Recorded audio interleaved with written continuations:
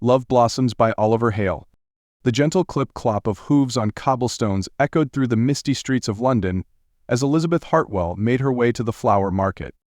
The year was 1845, and the city was slowly waking to the promise of a new day. Elizabeth pulled her shawl tighter around her shoulders, shielding herself from the crisp morning air. Covent Garden burst with vibrant colors and sweet fragrances as she approached. Flowers of every imaginable hue lined the wooden stalls, their delicate petals catching the soft morning light. This was Elizabeth's sanctuary, a place of beauty amidst the industrial landscape of London. "Good morning, Miss Hartwell," called Mr. Finch, a kindly older gentleman who ran one of the larger stalls. His weathered hands carefully arranged a bouquet of pink roses. "What catches your eye today?" Elizabeth smiled warmly. "Good morning, Mr. Finch. I'm just enjoying the morning." She wandered through the market, her fingers gently brushing against flower petals. The scent of fresh blooms and damp earth filled her senses. Near the back of the market, a display of exotic orchids captured her attention. Their lavender petals were unlike anything she had seen before, delicate and mysterious. "Quite remarkable, aren't they?" A deep, cultured voice interrupted her reverie. Turning, Elizabeth found herself face to face with a tall, distinguished gentleman. His dark hair was neatly combed, and intelligent blue eyes studied her with genuine interest. He wore a well-tailored dark green coat that suggested both style and means. "They're extraordinary," Elizabeth replied, feeling a slight blush warming her cheeks. "I've never seen orchids quite like these." The man's smile revealed a charming dimple. "Thomas Blackwood," he introduced himself, offering a slight bow. "I'm a botanist who specializes in rare plant species." "Elizabeth Hartwell," she responded, executing a delicate curtsy. Their conversation flowed effortlessly. Thomas spoke passionately about his botanical travels, describing distant gardens and rare flower species with infectious enthusiasm. Elizabeth found herself captivated not just by his knowledge, but by the way his eyes lit up when discussing plants. As weeks passed, their Saturday meetings at the flower market became a cherished routine. Thomas would bring Elizabeth small botanical sketches, intricate drawings of flowers from his collection. She would share passages from her favorite novels, and he would listen with genuine interest. Their courtship followed the strict propriety of the time. Chaperoned walks in St. James's Park, carefully worded letters, and occasional supervised visits became their method of growing closer. Elizabeth's aunt, a proper woman with a kind heart, approved of Thomas, noting his steady profession and gentlemanly demeanor. One crisp autumn afternoon, as golden leaves drifted around them, Thomas revealed his dream.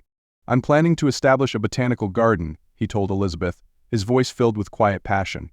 "A place where rare and beautiful plants from around the world can be studied and appreciated." Elizabeth's heart swelled. She saw beyond the professional ambition to the tender soul beneath, a man who saw beauty in delicate, growing things and wanted to preserve them. Their engagement was a moment of pure joy. Thomas presented Elizabeth with a simple gold ring adorned with a small pearl, elegant and understated, much like their love. Her family celebrated the match, seeing in Thomas a man of integrity and genuine affection. The wedding was a beautiful affair. White lilies, Elizabeth's favorite, decorated the church, their pure petals symbolizing the newlyweds' hopes. Thomas wore a tailored black suit, Elizabeth a delicate ivory gown that made her look like a vision. For their honeymoon, Thomas proposed something unexpected. "I've arranged a journey to Switzerland," he told Elizabeth, his eyes twinkling. "The Alpine Botanical Gardens are remarkable this time of year. We could explore together, part research, part adventure." Elizabeth was overjoyed. The Swiss landscape promised breathtaking beauty, snow-capped mountains, verdant valleys, and pristine lakes. It was a perfect blend of Thomas's botanical interests and her love of natural beauty. Their travels became a beautiful exploration of both landscape and love. They walked through stunning mountain gardens, Thomas explaining the unique alpine flora, Elizabeth sketching the scenery in her journal. In the evenings, they would sit by crackling fires in charming Swiss inns, sharing their dreams and discoveries. Thomas supported Elizabeth's own aspirations. "Your writing is a gift," he would tell her, encouraging her literary pursuits. She began drafting her first novel during their travels, drawing inspiration from the remarkable landscapes in their own love story. As years passed, their love only deepened. Thomas established his botanical garden, with Elizabeth often by his side. She wrote novels that captured the beauty of their world, while he continued his botanical research. They created a life built on mutual respect, shared passion, and genuine affection. Their home became a sanctuary of beauty, filled with rare plants, books, and the warmth of their enduring love. They never had children, but they nurtured their garden, their work, and their relationship with the same tender care one might give to the most delicate of flowers. On quiet evenings, they would sit together, Thomas sketching a new plant species, Elizabeth writing, occasionally sharing a knowing smile. Their love was not dramatic or turbulent, but steady and true, like a perfectly cultivated garden that blooms year after year. They had found in each other not just a partner, but a companion who understood and celebrated their individual passions.